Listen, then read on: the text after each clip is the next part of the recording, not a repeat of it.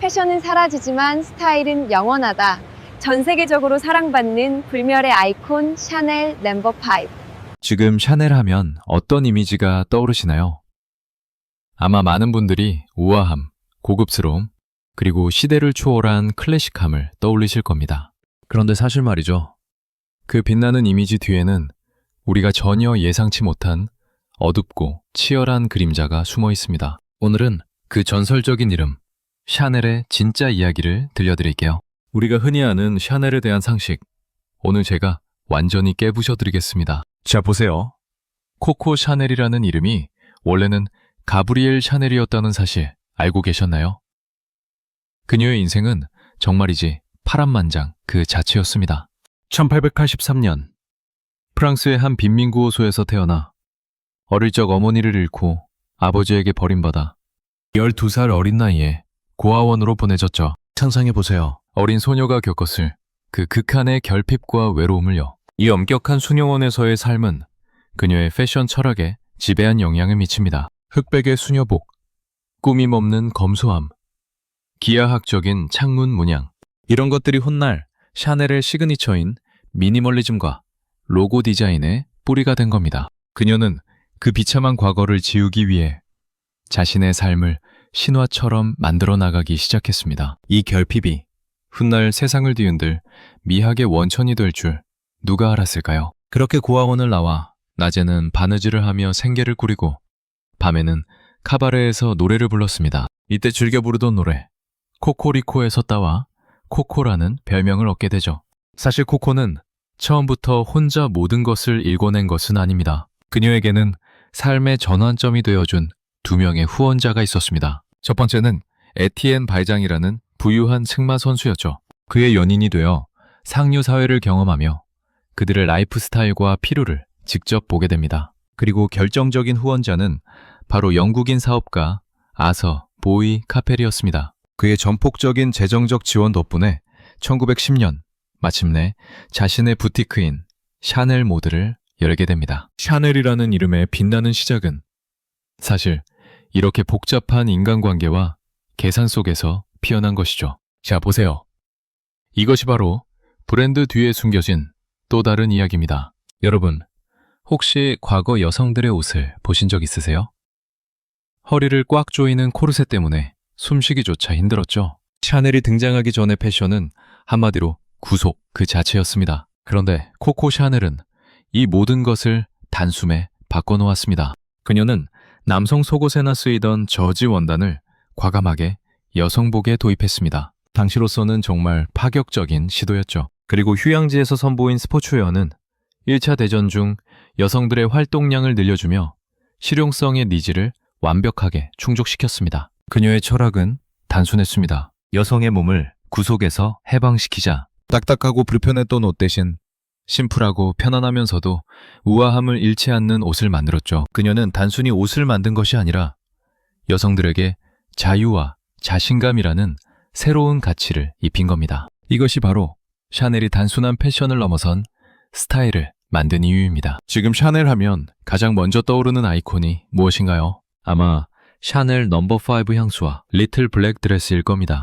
이 두 가지가 어떻게 불멸의 아이콘이 되었는지 아세요? 샤넬 넘버 5는 조향사 에르네스트 보의 5번째 샘플이 마음에 들어서 붙여진 이름입니다. 1921년에 탄생한 이 향수는 최초로 인공향을 배합하고 지극히 심플한 사각형 병에 담겼습니다. 당시 화려하고 복잡한 향수병 디자인과는 완전히 달랐죠. 그리고 1926년 리틀 블랙 드레스가 등장합니다. 당시 검은색은 상복으로만 여겨졌던 색이었어요. 그런데 샤넬은 이 검은색을 시크함과 우아함의 상징으로 탈바꿈시켰습니다. 보그지에서는 이 드레스를 패션계의 포드 모델 T라고 극찬할 정도였죠. 누구나 가질 수 있지만 동시에 가장 세련된 옷. 샤넬은 이렇게 대중적이면서도 혁신적인 아이템으로 시대의 상징이 되었습니다. 그런데 샤넬의 성공 신화 뒤에는 또 다른 그림자가 있었습니다. 바로 돈에 대한 갈등이었죠. 샤넬 넘버 5가 폭발적인 인기를 끌자 코코 샤넬은 향수 사업 확장을 위해 베르타이머 가문과 파트너십을 맺습니다. 여기서 문제가 발생합니다. 사업 구조가 베르타이머 가문 70%, 갤러리 라파에트 백화점 20%, 그리고 정작 코코 샤넬 본인은 단 10%의 지분만을 갖게 된 겁니다. 처음에는 사업을 키우기 위한 전략이었지만 나중에 성공을 보자 코코는 자신의 지분이 너무 적다는 것에 엄청난 분노를 느꼈습니다. 내 이름으로 된 사업인데 왜 내 권한은 이토록 미미한가?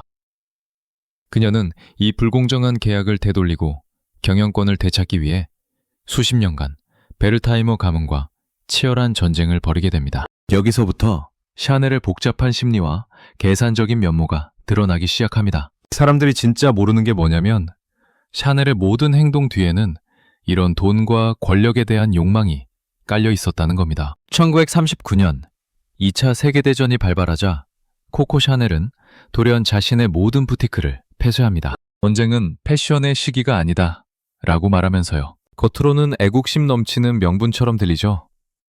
그런데 사실 이면에는 다른 계산이 있었습니다. 3년 전인 1936년 노동자들은 샤넬 공장에서 대규모 파업을 벌였고 샤넬은 이에 대한 불만을 품고 있었습니다. 전쟁을 핑계 삼아 파업을 주도했던 4,000명의 직원들을 해고할 구실을 찾았던 겁니다. 이게 바로 샤넬이 자신의 불편한 과거를 지우고 동시에 복수를 감행했던 방식이죠. 게다가 그녀는 전쟁 중에도 나치 고위 장교들의 숙소였던 파리의 리츠 호텔에 머물며 독일군 장교들과 교류를 이어갔습니다. 지금 이런 생각 들지 않으세요?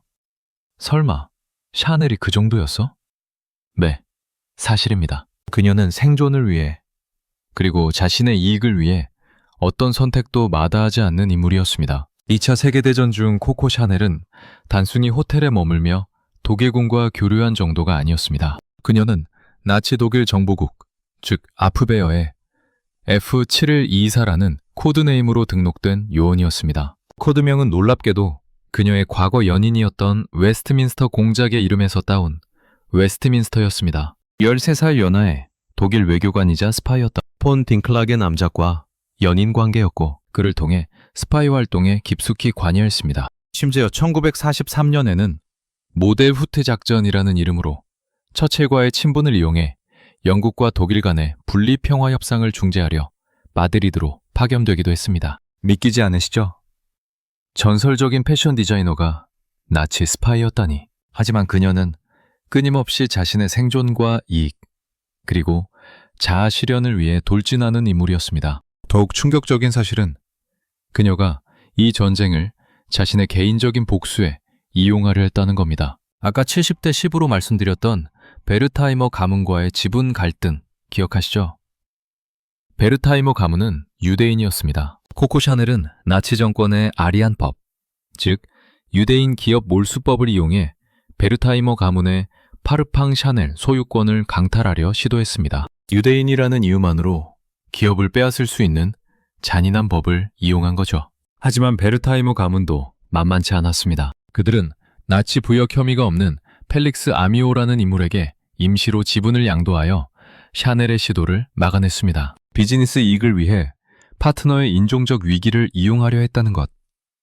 이것은 샤넬의 인생에서 지울 수 없는 결정적인 오점으로 남았습니다. 그녀는 생존을 위해 그리고 돈을 위해 도덕적 파산도 서슴지 않았던 겁니다. 전쟁이 끝난 후 샤넬은 나치 부역 혐의로 체포될 위기에 처합니다. 하지만 처칠과의 친분 덕분에 처벌을 면하고 10년간 스위스로 망명 생활을 떠나게 됩니다. 그녀가 없는 동안 파리 패션계에는 크리스찬 디올의 뉴 룩이 등장하여 엄청난 인기를 끌었습니다. 잘록한 허리와 풍성한 스커트의 뉴 룩은 전쟁으로 지쳐있던 여성들에게 화려함과 아름다움을 선사했죠. 하지만 샤넬은 이 뉴 룩을 맹렬히 비난했습니다. 저건 디자인이 아니라 포장일 뿐이다.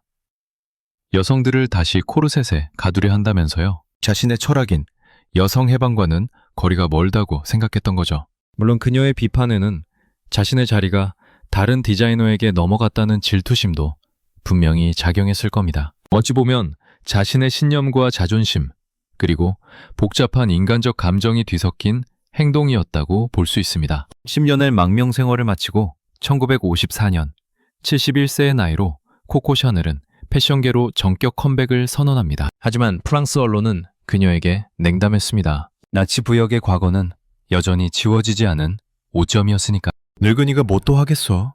하는 비난과 야유가 쏟아졌죠. 그런데 놀랍게도 미국에서는 완전히 다른 반응이 나왔습니다. 마릴린 먼로, 제키 케네디 같은 당대의 스타들이 샤넬의 디자인에 열광했고 현대적인 여성의 룩이라며 극찬했습니다. 바로 이 지점에서 아까 그 지독한 원수 같았던 베르타이머 가문과의 역설적인 화해가 이루어집니다. 베르타이머 가문은 샤넬의 디자인이 여전히 상업적 가치가 높다는 것을 인정하고 그녀에게 전폭적인 재정 지원을 약속합니다. 자신들의 지분이 훨씬 많다는 것을 인지한 상황에서 샤넬의 재능과 브랜드 파워를 활용하는 것이 이득이라고 판단한 거죠. 참 아이러니하지 않습니까? 그렇게 서로를 물어뜯던 관계가 결국 돈이라는 현실적인 이유 앞에서 손을 잡게 된 겁니다. 컴백 후 샤넬은 곧바로 불멸의 아이템들을 선보이며 화려하게 부활합니다. 그 중 하나가 바로 1955년에 탄생한 2.5 핸드백입니다. 퀼팅 패턴과 군인 가방에서 영감을 받은 체인 스트랩이 특징인데요. 코코 샤넬은 여성들이 손을 자유롭게 움직일 수 있도록 어깨에 멜 수 있는 가방을 만들고 싶어 했습니다. 또한 스코틀랜드의 트위드 소재를 여성 수트에 도입하고 자켓 밑단에 체인을 넣어 완벽한 핏을 구현했죠. 당시 여성들의 옷은 여전히 불편함이 많았거든요. 그리고 여성에겐 밧줄과 같은 진주가 필요하다는 말과 함께 코스튬 주얼리, 즉 모조 보석을 유행시키며 패션을 더욱 대중화시켰습니다. 그녀는 과거의 불편함을 해소하고 여성들이 우아하면서도 편안하게 움직일 수 있는 실용적인 패션을 끊임없이 창조해냈습니다. 이 모든 것이 자신의 삶의 결핍에서 비롯된 것이라고 생각하면 참 놀랍지 않나요?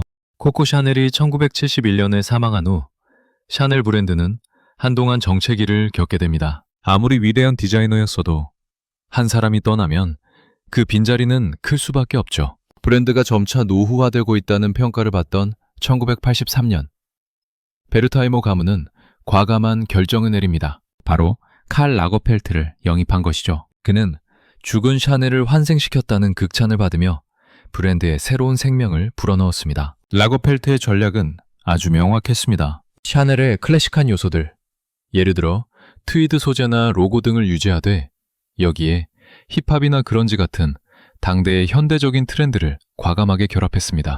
시대의 흐름을 읽고 과거의 유산을 미래로 연결시키는 탁월한 감각이었죠. 덕분에 샤넬은 다시금 젊고 여전히 상업적 가치가 높다는 것을 인정하고 감각적인 브랜드로 재탄생하며 전 세계적인 사랑을 받는 명품 브랜드의 자리를 굳건히 지킬 수 있었습니다. 오늘날 샤넬은 그야말로 패션 제국이라 불릴만 합니다. 파리에는 르 19M이라는 공방 집결지가 있는데 이곳에서 샤넬의 자수, 깃털 등 모든 섬세한 공예품들이 장인들의 손에서 탄생합니다. 샤넬의 사부아페어, 즉 독보적인 장인 정신을 계승하는 곳이죠. 그런데 흥미로운 사실은 코코 샤넬이 평생 자신의 손에서 빼앗으려 했던 베르타이머 가문이 오늘날 샤넬 브랜드를 100% 소유하고 있다는 겁니다. 그리고 그 규모는 상상을 초월합니다. 연 매출 150억 달러.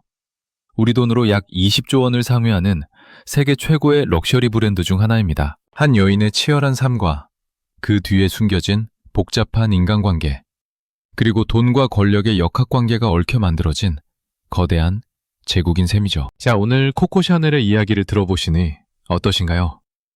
그녀는 분명 패션의 혁명가였습니다. 여성들을 구속에서 해방시키고 새로운 스타일을 창조해낸 위대한 인물이었죠. 하지만 동시에 시대의 흐름과 자신의 이익을 위해 타협하고 때로는 잔인한 선택도 마다하지 않았던 기회주의자이기도 했습니다. 완벽하지 않은 인간이 어떻게 이토록 완벽한 스타일을 만들어낼 수 있었을까요? 아마 그 답은 그녀의 치열함과 결핍에서 비롯된 끊임없는 생존 본능, 그리고 결코 멈추지 않았던 창조 욕구에 있을 겁니다. 오늘날 우리가 소비하는 것은 단순히 샤넬이라는 이름이 아닙니다. 그녀가 남긴 치열함과 패션은 사라지지만 스타일은 영원하다는 이 불멸의 유산인 거죠. 여러분의 삶에서도 이처럼 치열하게 고민하고 자신만의 스타일을 찾아나가는 용기가 필요합니다. 오늘 이야기가 여러분의 시야를 넓히는 데 도움이 되셨다면 좋아요와 구독, 그리고 알림 설정 부탁드립니다. 다음에도 더 흥미로운 이야기로 찾아올게요.